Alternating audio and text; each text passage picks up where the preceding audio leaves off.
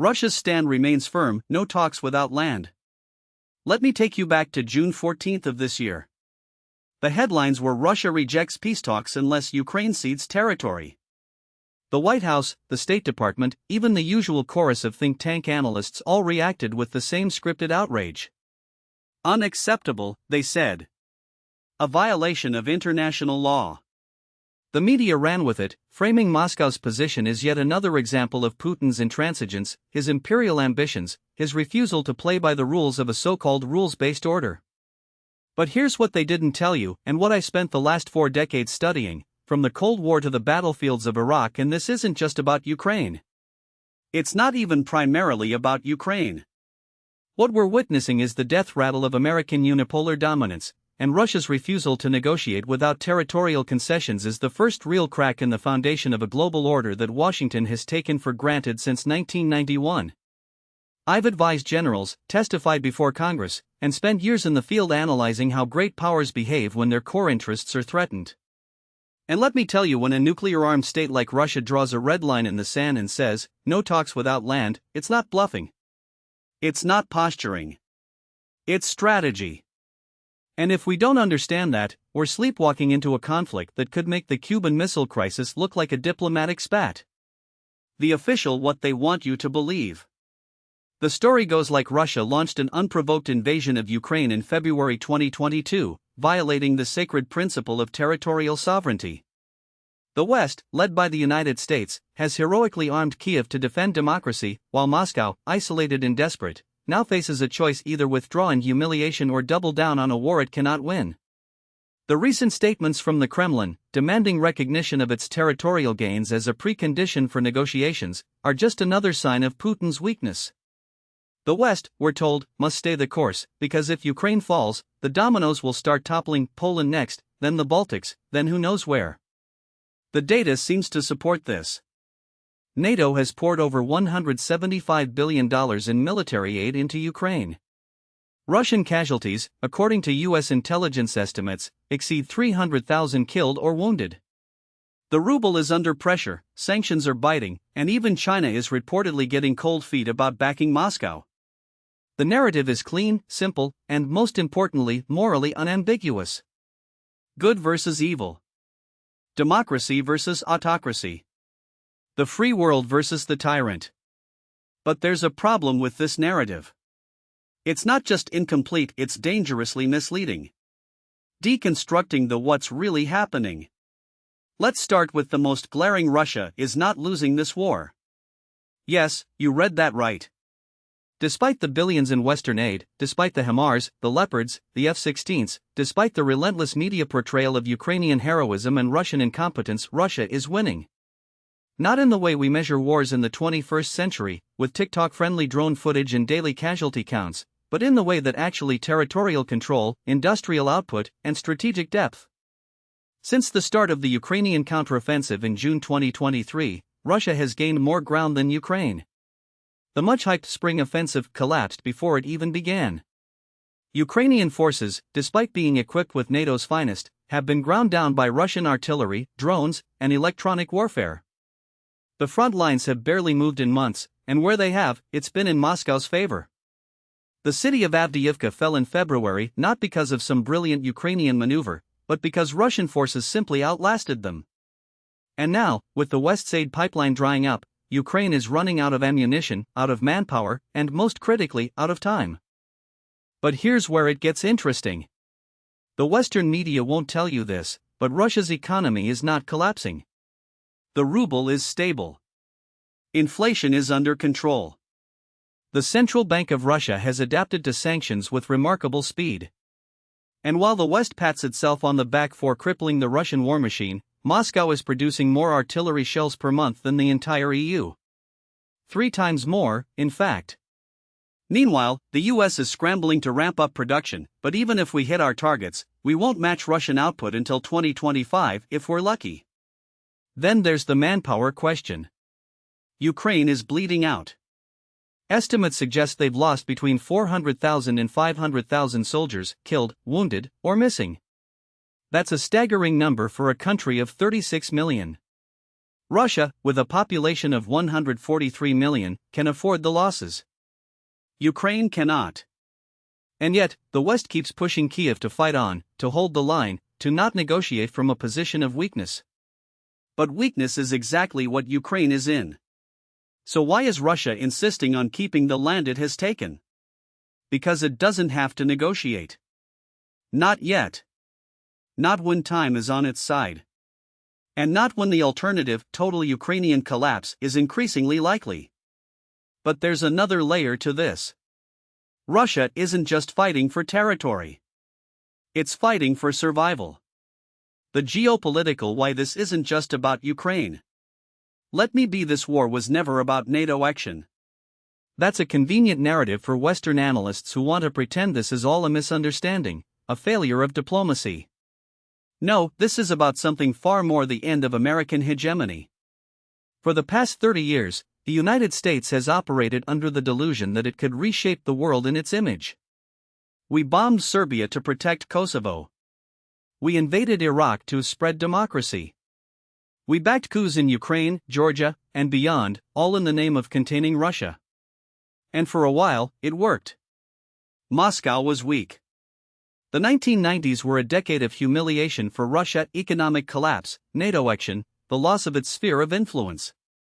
But then came Putin.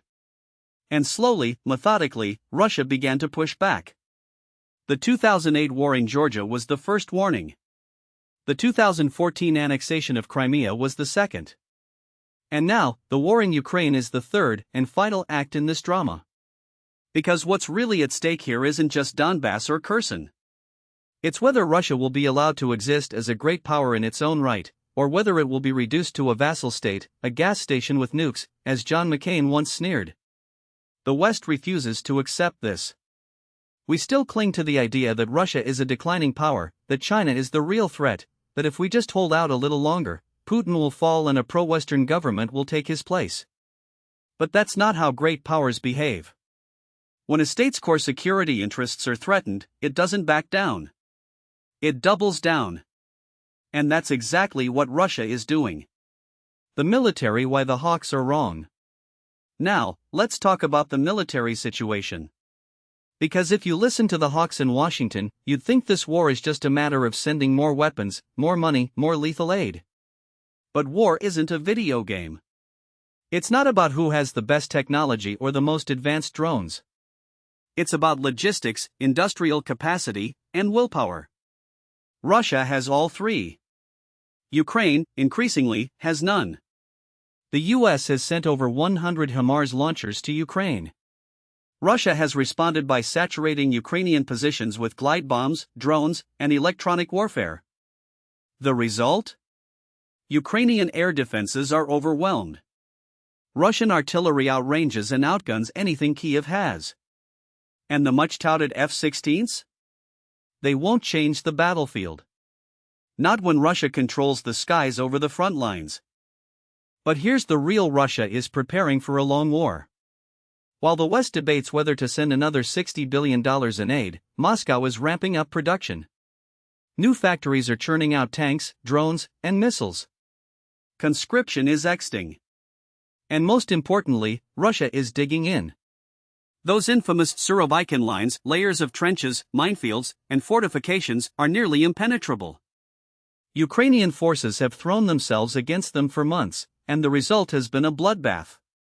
The Hawks will tell you that if we just send more ATACMS, more long-range missiles, more everything, Ukraine can break through. But that's not how modern warfare works. You don't win wars by throwing men and metal at prepared defenses. You win by outmaneuvering, outthinking, and outlasting your enemy. And right now, Russia is doing all three. The domestic political why Washington can't let go. So why is the US still pushing Ukraine to fight? Why are we sending billions more in aid when the writing is on the wall? The answer, as always, comes down to domestic politics. Let's be: the Biden administration doesn't care about Ukraine. Not really. If they did, they would have pushed for negotiations 2 years ago, when Russia was willing to talk. Instead, they've prolonged the war, not because it's winnable, but because it's politically convenient. Think about it. The 2024 election is looming. Biden's approval ratings are in the toilet. The economy is shaky. And the one thing that unites Democrats and Republicans? Being tough on Russia. If Biden pulls the plug on Ukraine, he hands the GOP a cudgel to beat him with. Biden surrendered to Putin. Biden abandoned our allies. So instead, he keeps the money flowing, keeps the war going, and hopes that by November, the situation magically improves. But it won't. Because this war is unwinnable for Ukraine. And the longer we pretend it is, the worse it gets. The what comes next? So where do we go from here? Let's lay out the possibilities. Scenario 1, the miracle. Ukraine somehow stabilizes the front, holds the line, and forces Russia to the negotiating table. The West keeps the aid flowing, and after years of grinding warfare, a frozen conflict emerges. Ukraine keeps most of its territory, but Donbass and Crimea remain in Russian hands. This is the best-case scenario. It's also the least likely. Scenario 2, the slow collapse. Ukraine runs out of men, money, and munitions. The front lines crack. Russian forces push deeper into Kharkiv, Zaporizhia, and possibly even Odessa. Kiev begs for more aid, but the West, exhausted and distracted by other crises, starts to pull back. A negotiated surrender follows. Ukraine cedes territory, demilitarizes, and becomes a neutral buffer state. This is the most likely outcome. And it's a disaster. Scenario 3, the escalation. Ukraine collapses faster than expected. Russia, sensing weakness, pushes for total victory. NATO ICS. The US sends troops to stabilize the situation. Russia responds by threatening nuclear escalation. Suddenly, we're in a direct war with a nuclear power. This is the nightmare scenario. And it's not as far-fetched as you think. None of these outcomes are good. But the longer we pretend that Ukraine can win, the more likely we are to stumble into the worst one. The grand strategy why America keeps losing. Here's the hard: the United States has no grand strategy. We have a series of reactive policies, driven by domestic politics, ideological fantasies, and a refusal to accept that the world is changing. For 30 years, we've operated under the delusion that we can reshape the world in our image. We invaded Iraq to spread democracy. We bombed Libya to protect civilians. We backed coups in Ukraine to contain Russia. And every single time, we've made things worse. Why? Because we refuse to accept that other nations have their own interests, their own histories, their own red lines. We act as if our values are universal, as if our way of life is the only legitimate one. And when other countries push back, we call them rogue states, authoritarians, threats to the international order. But here's the international order was never ours to begin with. It was a temporary arrangement, a unipolar moment that is now ending. China is rising. Russia is resurgent. The global south is asserting itself. And the United States, instead of adapting, is doubling down on a strategy that has failed for decades. We're like the British Empire in 1914, clinging to our dominance, refusing to accept that the world has moved on. And just like Britain, we're setting ourselves up for a fall. What should we do instead? So what's the alternative? Do we just let Russia take Ukraine? Do we surrender to Putin's demands? No. But we need to be realistic. First, we need to accept that Ukraine cannot win this war. Not militarily. The best we can hope for is a negotiated settlement that preserves Ukrainian sovereignty while acknowledging the new realities on the ground. That means recognizing that Crimea and Donbass are lost. It means pushing Kiev to the negotiating table before it's too late.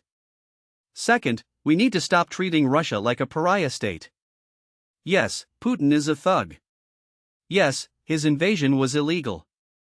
But great powers don't disappear because we don't like them.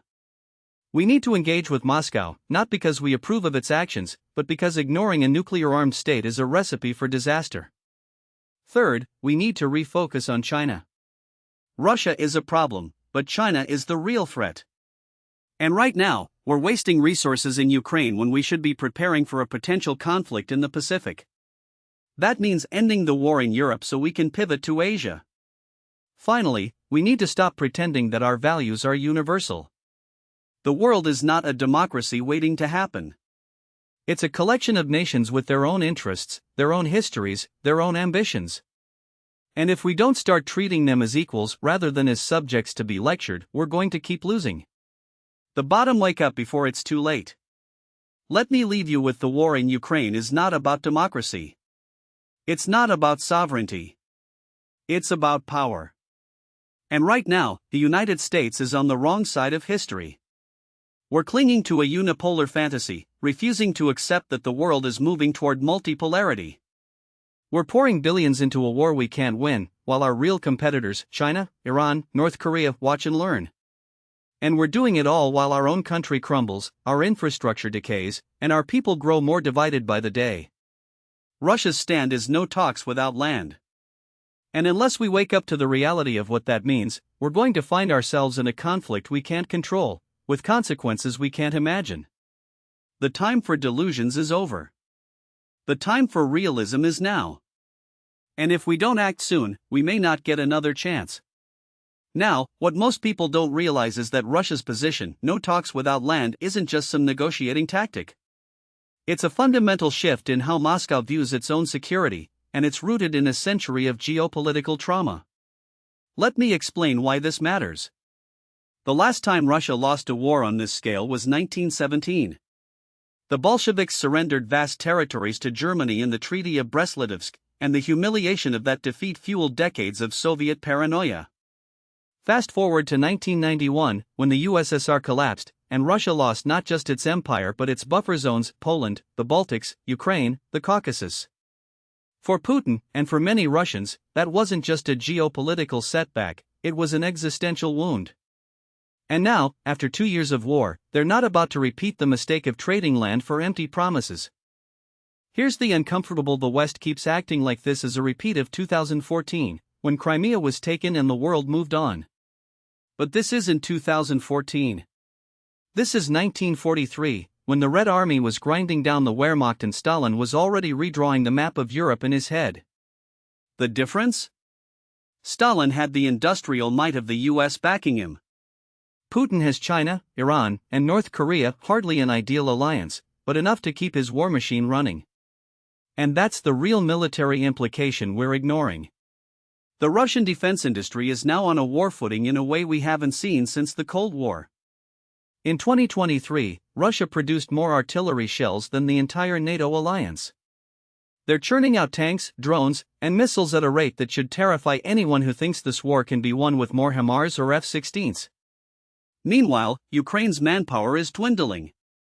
The average age of a Ukrainian soldier is now pushing 40. The mobilization laws are breaking families apart. And the West? We're still debating whether to send another $60 billion in aid that, even if approved, won't change the fundamental math on the ground. Let me put this in terms the Pentagon understands. The U.S. military's own doctrine, FM 3-0, if you want to look it up, states that a defending force needs a 3-1 advantage to have a reasonable chance of success in offensive operations. Ukraine doesn't have that. They never did. And yet, we've spent 2 years pretending that sheer willpower and Western technology could overcome the brutal arithmetic of war. It can't. Not when Russia is willing to absorb losses that would break any Western army. Now, some will say, but sanctions only work if the target is isolated. Russia isn't. In 2022, the West thought cutting Russia off from SWIFT would collapse its economy. Instead, Russia pivoted to the yuan, the rupee, and the rial. Its trade with China hit a record $240 billion last year.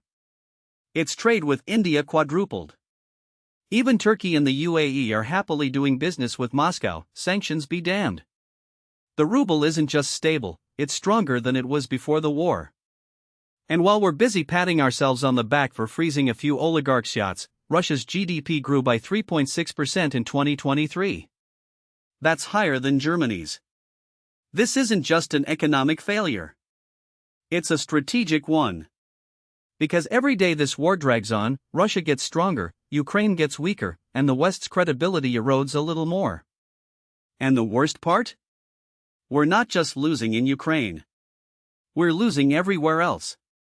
Take the global south. In 2022, 141 countries voted to condemn Russia's invasion at the UN. By 2023, that number had dropped to 120. Why?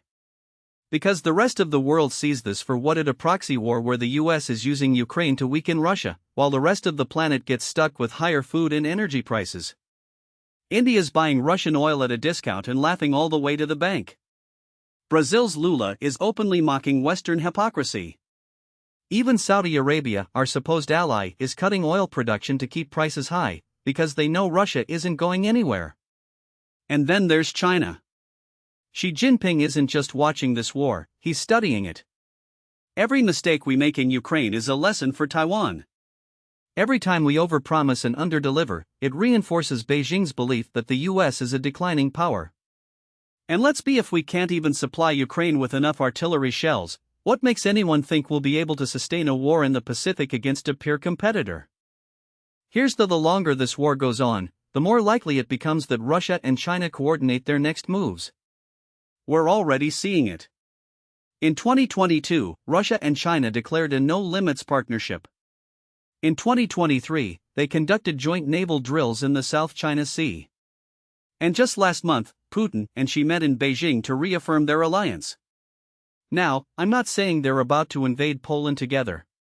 But I am saying that the more we push Russia into a corner, the more we force it into China's arms. And that's a nightmare scenario for the US. So where does that leave us? It leaves us with a choice. We can keep pretending that this war is about democracy and sovereignty, that Ukraine can win if we just send a few more $1 billion and a few more weapons. Or we can face Russia isn't going to give back the land it's taken. Ukraine can't win. And every day we delay negotiations, we're not just prolonging the suffering of the Ukrainian people, we're making the eventual settlement worse. I'll say it: Russia's stand is no talks without land. And if we don't accept that, we're not just risking defeat in Ukraine. We're risking a wider war, one that could draw in NATO, one that could escalate in ways we can't control. Because here's the final uncomfortable: Putin isn't Hitler. He's not Stalin. He's a rational actor with limited aims.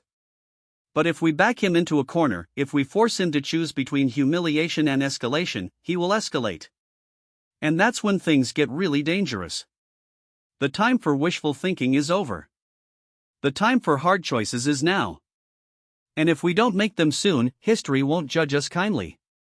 Now, what most people don't realize is that this isn't just about foreign policy, it's about domestic politics, too. And not just in Russia.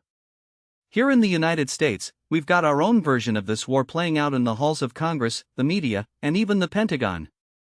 The establishment wants you to believe that this is a simple morality: Ukraine is the good guy, Russia is the bad guy, and if we just keep funding the fight, democracy will prevail. But that's not how wars work. Wars are messy, brutal, and unpredictable. And the longer this drags on, the more our own political fractures deepen. Let me explain why this matters. Right now, there's a growing divide in Washington between those who still believe in the old Cold War playbook: more weapons, more sanctions, more pressure, and those who see the writing on the wall. You've got figures like Senator J.D. Vance and Congressman Matt Gaetz on one side, arguing that we can't keep writing blank checks for a war we can't win. Then you've got the old guard: Lindsey Graham, Mitch McConnell, the usual suspects, pushing for more aid, more escalation, as if sheer willpower alone can change the facts on the ground. And in the middle?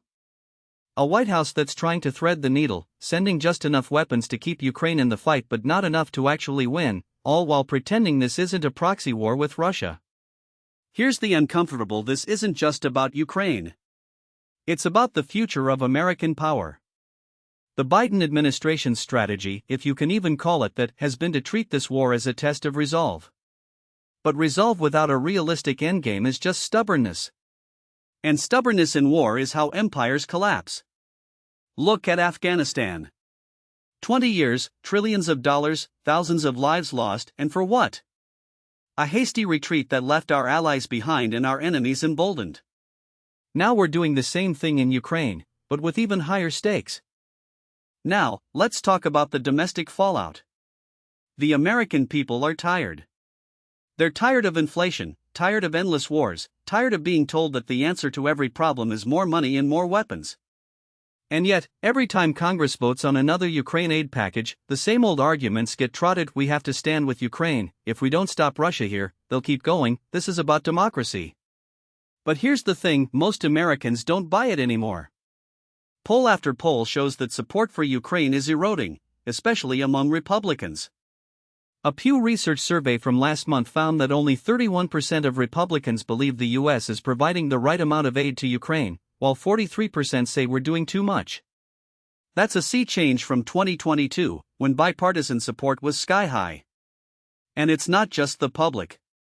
The military is getting restless, too. I've talked to active duty officers who are frustrated with the lack of a coherent strategy. They see the same thing: a war of attrition where the US is bleeding Ukraine dry while Russia grinds forward, inch by inch. The Pentagon's own assessments, when they're not being massaged for public consumption, paint a grim picture. The latest leaked documents from last year showed that even US intelligence was skeptical about Ukraine's ability to mount a successful counteroffensive. And yet, here we are, still pretending that victory is just around the corner if we send a few more ATACMS or F-16s. Let me be, I'm not saying we should abandon Ukraine. But we need to be honest about what's possible. Right now, the best-case scenario is a frozen conflict, a stalemate where neither side can win, but neither side wants to lose. The worst-case scenario? A wider war that drags in NATO, escalates into a direct confrontation with Russia, and leaves Europe in ruins. And in between? A slow, painful bleed that weakens Ukraine, strengthens Russia, and leaves the US looking like a paper tiger. Now, let's talk about Russia's domestic situation, because that's where things get really interesting. Putin isn't some invincible strongman. He's a leader with real vulnerabilities, but our policies are doing him a favor by consolidating his power. The war has given him the perfect excuse to crack down on dissent, purge the military of incompetent generals, and rally the Russian people around the flag. The economy? It's holding up better than anyone expected, thanks to oil sales to China and India, and the fact that Russia's war machine is now running at full capacity. Sanctions? They've hurt, but they haven't crippled Russia. In fact, they've forced Moscow to become more self-sufficient, which is the last thing we want. And here's the longer the war goes on, the more Putin can frame it as an existential struggle against the West. That's a narrative that plays well in Russia, where memories of World War II, what they call the Great Patriotic War, are still fresh. If you're a Russian, you've been told your whole life that the West wants to destroy your country. Now, with NATO exiting, sanctions tightening, and Ukraine fighting with Western weapons, Putin doesn't even have to spin the story. The facts on the ground are doing it for him. So where does that leave us? It leaves us with do we keep doubling down on a losing strategy, or do we start thinking about how to end this war before it spirals out of control? Because here's the thing, Russia isn't going to collapse. It's not going to surrender. And the longer we pretend otherwise, the worse the eventual reckoning will be. Let me lay out the scenarios. The first is the one the establishment Ukraine fights on: we keep sending weapons, and somehow, miraculously, Russia gets tired and gives up.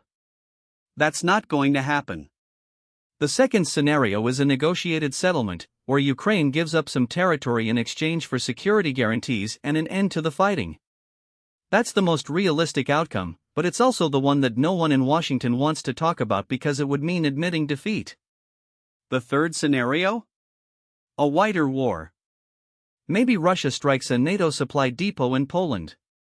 Maybe a miscalculation leads to a direct clash. Maybe China sees an opportunity to move on Taiwan while we're distracted. That's the scenario that keeps me up at night. Now, I know what the Hawks will if we negotiate: we're rewarding aggression. But let's be real, we've already rewarded aggression. Crimea is gone. The Donbass is gone. Kherson and Zaporizhia are gone. The question isn't whether Ukraine will lose territory, it's how much more it will lose before this ends. And every day we delay, the price goes up. The time for posturing is over. The time for hard choices is now. And if we don't make them soon, history won't just judge us harshly, it will bury us.